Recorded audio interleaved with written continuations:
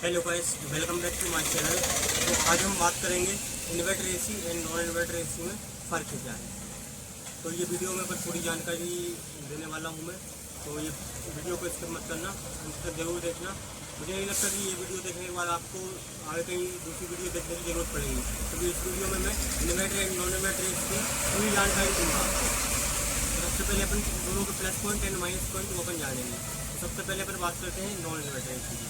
तो non inverter AC जो होता है इसका कूलिंग कैपेसिटी ज़्यादा होता है इन्वर्टर एसी के मुकाबले में, और इससे बिजली की खपत ज़्यादा करता है, क्योंकि इसमें इंडोर में तो पीसीबी लगी रहती है लेकिन आउटडोर में पीसीबी नहीं रहती है। तो कंप्रेसर सीधा डायरेक्ट करंट से चलता है, तो इस कारण ये बिजली की खपत ज़्यादा करता है।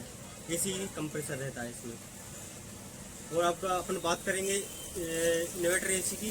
तो इन्वर्टर एसी में पीसीबी लगी रहती है, जिससे वो डीसी वोल्ट से कंप्रेसर सारी चीज़ें, फैन मोटर हो गई, ब्लोवर मोटर हो गई एंड कंप्रेसर हुआ, ये सारे ही डीसी वोल्ट से चलते हैं।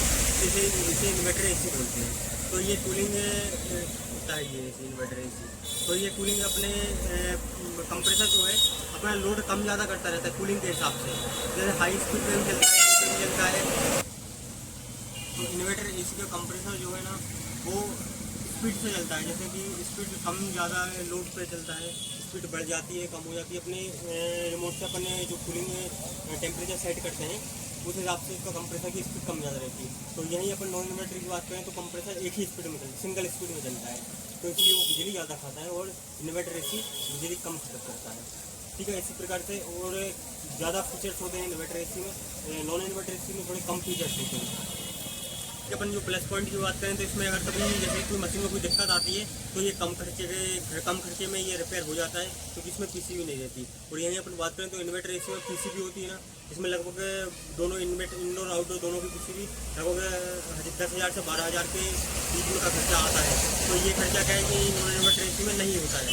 तो इसलिए ये प्लस पॉइंट है नॉन इन्वर्टर एसी का। बाकी इन्वर्टर एसी का ये प्लस पॉइंट है कि वो बिजली की कम खपत करता है। ये जो पीसीबी का जो खर्चा बताया मैंने, ये पीसीबी इन्वर्टर एसी में रहती है, तो उस कारण से बिजली कम खाता है, क्योंकि सारी चीज़ें जो इन्वर्टर एसी में चलती हैं वो डीसी वोल्ट से चलती हैं। तो वहीं नॉन इन्वर्टर एसी में एसी वोल्ट से चलती है, डायरेक्ट करंट से चलती है। दोनों एसी की कीमत की बात करें तो कीमत में लगभग इन्वर्टर एसी लगभग जैसे कि 36-37 हज़ार के समथिंग में इन्वर्टर एसी का जो कीमत है। और वहीं नॉन इन्वर्टर की बात करें तो 30 से 31 हज़ार 32 हज़ार के समथिंग लगभग 4 से 5 हज़ार रुपये का फ़र्क पड़ जाता है रेट का अगर बात करें अपन तो ये अंतर है दोनों में ही मशीनों में रेट का। और जैसे कि स्विंग होता है जो अपना एसी में, दोनों ही एसी में, तो इन्वर्टर एसी में जो हॉरिजॉन्टल एंड वर्टिकल स्विंग आता है, जैसे 5 स्टार मॉडल आ रहा है, 3 स्टार जो आ रहे हैं, उसमें हॉरिजॉन्टल एंड वर्टिकल दोनों ही साइड में ही चलेगा, ऊपर नीचे भी चलेगा। यहीं पर अपन नॉन इन्वर्टर की बात करें तो सिर्फ हॉरिजॉन्टल एक ही स्विंग आता है जो ऊपर नीचे होता है, इसमें दोनों का ऑप्शन नहीं रहता है। तो यहीं अगर इसके नेट वेट की बात करें अपन, इसका वजन जो है ना वो नॉन इन्वर्टर एसी में लगभग काफ़ी वजन रहता है, लगभग 45 से 50 किलो आउटडोर में वेट आता है इसका। और वहीं इन्वर्टर की बात करें तो 30 से 35 किलो का ही वेट रहता है इन्वर्टर मशीन में। ये फर्क है वजन में भी, क्योंकि कंप्रेसर उसमें बड़ा कंप्रेसर रहता है तो एसी करंट से चलता है, और इन्वर्टर एसी में वहीं डीसी करंट चलने वाला छोटा कंप्रेसर लगा होता है, जो कि बिजली भी कम खाता है और उसका वजन भी कम खाता है। अगर अपन बात करें कि बिजली कितनी खाएगा, तो जो नॉन इन्वर्टर एसी होता है वो लगभग 1 घंटे में 2 यूनिट की समथिंग बिजली खाता है, 1 घंटे में 2 यूनिट। और वहीं इन्वर्टर एसी की बात करें तो 1 घंटे के अंदर 1 से 1.5 यूनिट बिजली खाता है, इतना फ़र्क है। और इसमें अगर 5 स्टार पे बात आया है, 3 स्टार थोड़ी ज़्यादा बिजली खाएगा, 5 स्टार इससे और कम बिजली खाएगा। जैसे कि 3 स्टार एसी अगर 1 से 1.5 यूनिट खा रहा है तो 5 स्टार एसी 1 घंटे में सिर्फ 1 यूनिट ही खाएगा, तो उससे कम भी खा सकता है।